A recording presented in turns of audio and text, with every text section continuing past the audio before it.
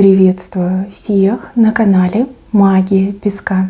Мои дорогие любимые зрители, меня зовут Ольга, и сегодня для вас я сделаю цыпочку на такую тему.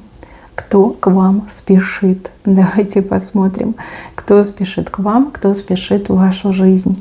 Загадайте, пожалуйста, на себя, и пусть нужная и важная информация вам, мои дорогие любимые, обязательно откроется. Я прошу высшие силы дать мне возможность ответить на все ваши вопросы и послать для вас только лишь самую важную, нужную и полезную информацию.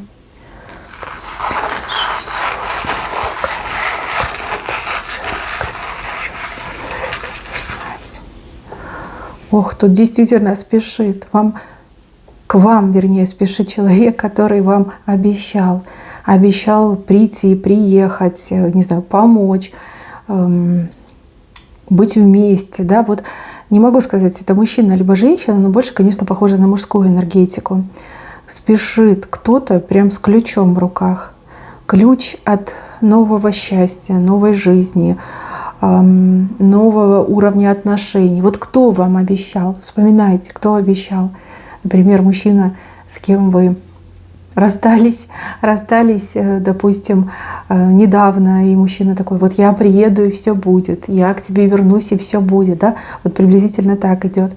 Может, вы общаетесь в интернете, да, и мужчина такой: вот я купил билеты, я приеду, либо при первой же возможности я приеду, мы будем вместе там будем гулять, развлекаться, общаться, да, любить друг друга. Но вот кто обещал, тот и спешит. И причем спешит, прям торопится, да. Человек считает, что он едет к вам на черепахе. Но я вижу, что человек летит на птице. То есть человек сам себя еще подгоняет, потому что ему кажется, либо, почему-то мне идет все-таки мужчина, да, кажется, что очень медленно он спешит, что нужно прибавить скорости. А по факту высшие силы видят, что человек уже на птице. А что может быть быстрее, чем птица? Самолет, да? Здесь все-таки символы идут. Спешит, да, спешит принести вам ключ, спешит исполнить свое обещание, выполнить клятву. И вот что-то мне подсказывает, что вы точно, конкретно знаете, кто к вам спешит. Может, вы ждете этого человека и думаете: скорее бы. Человек делает все возможное и невозможное для того, чтобы выполнить свое обещание, сдержать свое слово и как можно скорее оказаться рядом с вами. Видите, хочет передать ключ. Кстати, может быть, это ключ от его жизни, от его сердца, от всего того, что он имеет, этот мужчина. Хочет, чтобы этот ключ был только лишь у вас. Опять же, это ключ как клятва, да, это ключ как стирание граней между вами, да, если были какие-то вопросы, то теперь вопросов никаких не будет. Может, человек обещал приехать и все рассказать, да, и спешит приехать, чтобы этим ключом открыть завесу тайны. Да, тот, кто обещал, тот и спешит. И это уже происходит, да, буквально вот в реальном времени. Еще, мои хорошие, к вам спешит вот тут точно женщина с важными новостями. Буквально свежие, горячие, аж, знаете, руки пекут. Только вот узнала. Женщина, скорее всего, с вами свяжется. Больше похоже на телефон, да, телефонный разговор по телефону. Может быть, и в мессенджере, да, может вообще какая-то переписка. Меньше вероятностью, что это будет личная встреча, потому что она просто не сможет дождаться этой личной встречи. Но вот какие-то новости она вам расскажет. Сама только лишь узнала, и она вам расскажет эти новости. Новости, кстати, будут очень занимательными, очень интересными, а у кого-то еще и очень полезными. Этими новостями вы сможете воспользоваться себе на благо или на благо своих близких. Вот сама узнала и давай же бегом вам рассказывать. Видно, это ваша либо родственница, либо очень хорошая подруга, которая вас любит, ценит, и вы для нее родной человек. Да? Вот прям в первую очередь подумала о вас, о том, что с вами нужно связаться, и вам нужно все это рассказать и объяснить. Дальше. Какой-то новый человек к вам спешит. Новый и даже, скорее всего, незнакомый. Здесь как будто бы сама судьба этого человека подгоняет и гонит в вашу сторону.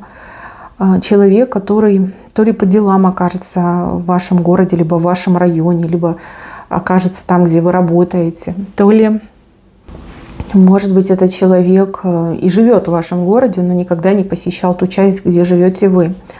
Но вот я вижу, что именно судьба подгоняет этого человека, и у вас с этим человеком будет новое знакомство. Знакомство по судьбе. Над человеком знак клевера. А что это значит? Это значит, что человек вам удачу принесет. Либо знакомство с этим человеком для вас обернется очень большой удачей. Кто этот человек, я не могу сказать, даже инициалов не показали. Но то, что сыграет ключевую роль в вашей ситуации, в вашей проблеме, в том, с чем вы столкнулись, либо можете столкнуться, это прям факт. Знакомство идет именно по судьбе, сама судьба подгоняет. И, кстати, у кого-то из вас тоже может отыграться такая история, что вы, случайно окажетесь в каком-то новом для себя месте. И, например, если вы там ни с кем не знакомитесь на улице, то тут вы прям познакомитесь с человеком. А может быть, знакомство будет такое, что вас представят. А может, вы вообще в какой-то странной ситуации с этим человеком окажетесь. И, как говорится, деваться некуда, да, придется познакомиться. Может быть, кстати, еще момент, что вы ищете какого-то специалиста, а у этого человека вдруг там освободится место, да, то все занято плотно, тут раз и освободилось, и вы можете пройти на это место. И так вы там начнете общаться, этот человек вам будет помогать, все-таки клевер над головой, и все случится. Да, интересно, судьба прям подталкивает, я вижу, как судьба его толкает в сторону вас. И судьба, тут даже не человек спешит, а сама судьба спешит вас поскорее свести, поскорее познакомить. Как говорится, главное во благо. Да, у нас фрагмент именно с правой стороны выходит. Дальше. Какие-то деньги еще спешат в вашу жизнь. Деньги, я не могу сказать, что прям огромные, но это прям хороший такой источник, да, либо хорошая такая приличная сумма.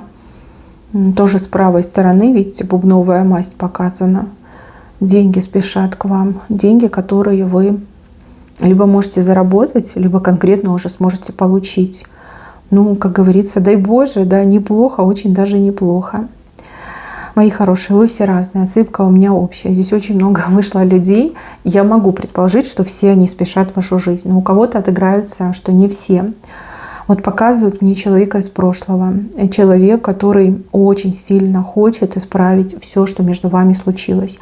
Человек, который, скажем так, в силу своего характера, в силу своих жизненных настроек, в силу того влияния, которое оказало на него там общество, либо семья, да, его личное общество, как друзья, коллеги, так и семья могла оказать, да, давление, влияние. Вот хочет все исправить. Выглядит так, как будто бы этот человек стал понимать, что я натворил делов, что я не тех людей послушал, не с теми связался, что-то сделал неправильно, да, и вот это чувство, что я сделал неправильно, и я потерял кого-то важного в своей жизни, оно просто не дает покоя. Да, это, скорее всего, бывший чей-то, либо мужчина, с кем вы недавно поссорились, поругались. И опять же, причина – это внешнее влияние его семьи, либо влияние его друзей. Допустим, там друзья потащили в сауну. Человек вам, может быть, правду не сказал, да? А вы узнали и поссорились, да?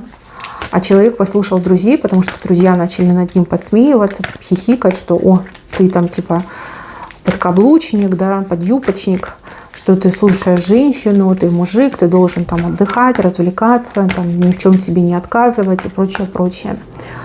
Либо, может быть, там семья, да, семья, которая против вас настроена, которая запрещала с вами общаться, либо вы уже были вместе, и там родители могли вклиниваться, постоянно там какие-то укоры, упреки, и то вы не такая, и сякая, и рассекая, да, а мужчина вас не защищал, становился на сторону своей семьи, как же, это же мама, это же папа, против шерсти, что ли, пойду, да, вот как-то так было, а теперь до него дошло, потому что вас в жизни нет, да, друзья, у них все в порядке, живут дальше, жизни радуются, а он один, да, как перст. Либо родители, допустим, тоже живут свою жизнь, у них все хорошо, а этот мужчина, либо парень, да, он одинешенек.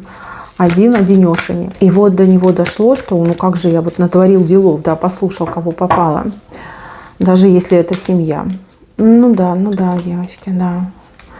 Спешит сломать забор сломать те преграды, которые между вами сам же и установил. Либо по его вине эти преграды произошли. Ему очень хочется вернуть ваш союз, ваше расположение, ваше внимание. Но если это был брачный союз, то восстановить ваши отношения. Прям всадник показан, да? Всадник хочется показать себя медведем, честным, справедливым, тем, кто не обижает, но защищает и помогает. И вы знаете, человек прям мучается тем, что натворил. До человека вот дошло, что был неправ. И очень сильно боится, что время упущено, что вы уже назад как не примете, да? Может, этот человек еще там наговорил вам всяких неприятных, неприличных слов и понимает, что очень сложно будет вас вернуть. Но спешит, видите, спешит во всем сознаться, признаться, исповедаться, спешит выпросить ваше прощение, как вернуть ваше доверие, и чтобы все у вас было хорошо. Вот, кстати, еще такой момент тут показан. Ну, если между вами была близость, скажем так, да, были интимные отношения, то я так понимаю, что с другими женщинами у него не получается, потому что показан фаллос, да, и показан как будто бы в каком-то таком состоянии, да, нестояния. Да, очень неприличная картинка.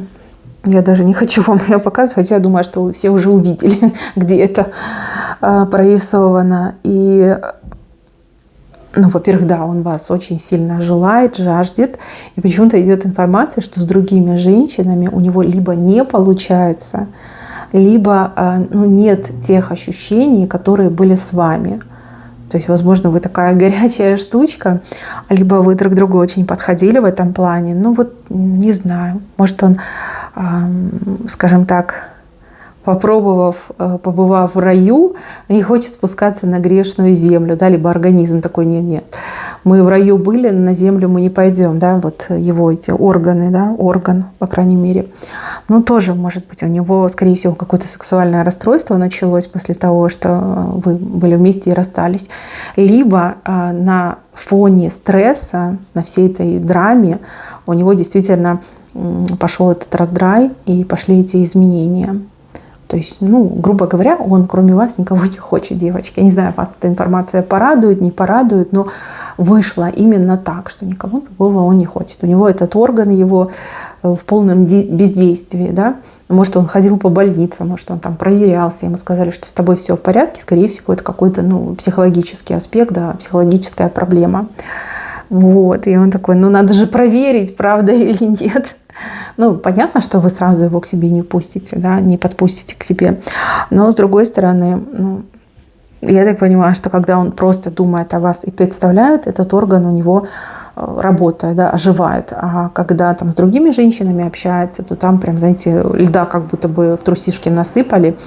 И там тотальный холод и максимально некомфортно. Так, еще... тут прям очень странный момент. Очень похоже, что что-то связанное с работой, либо с профессиональной вашей деятельностью. Допустим, да, вы все разные. Кто-то работал, уволился, либо перевелся, либо в принципе, как-то несправедливо на работе с вами обошлись. И вот этот работодатель, который вас потерял, может быть, даже сознательно, осознанно пошел на этот шаг, да, может, человек вас сократил вообще, да, либо устроил такую неприятную историю, что вы просто не смогли остаться, да, вот как выжили вас, может, поверил каким-то наветам, наклепам по поводу вас, либо считал, что вы, например, как-то не так работаете, что угодно могло произойти, да, вот этот работодатель ваш, бывший, теперь чувствует себя как сирота, да, как без рук, потому что оказалось, что вы так много значили для этой компании, вы так много делали, и что невозможно кого-то найти, кто бы смог вас заменить, кто бы также качественно и профессионально выполнял свои обязанности. И у кого-то так и отыграется, что работодатель хотел бы вас вернуть, и, возможно, да, вы уже получили звонок, либо еще получите звонок о том, что вас приглашают вернуться обратно, либо как-то восстановиться в должности. и прочее, прочее. У кого-то может быть история немножко другая.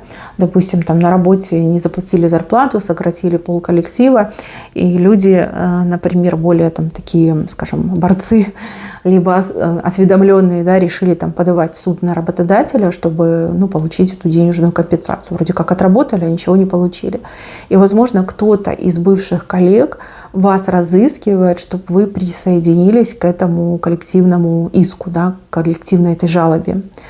И еще, мои хорошие, если вы работаете сами на себя, если вы оказываете какие-то услуги, либо вы производите какие-то товары, ну что-то вы делаете, да, то, возможно, какой-то из клиентов ваших потерял ваши контакты, либо человек, попробовав услуги других людей, хочет вернуться к вам, да, хочет назад попроситься, чтобы именно сотрудничать с вами, чтобы получать ваши качественные услуги, чтобы покупать ваши качественные товары.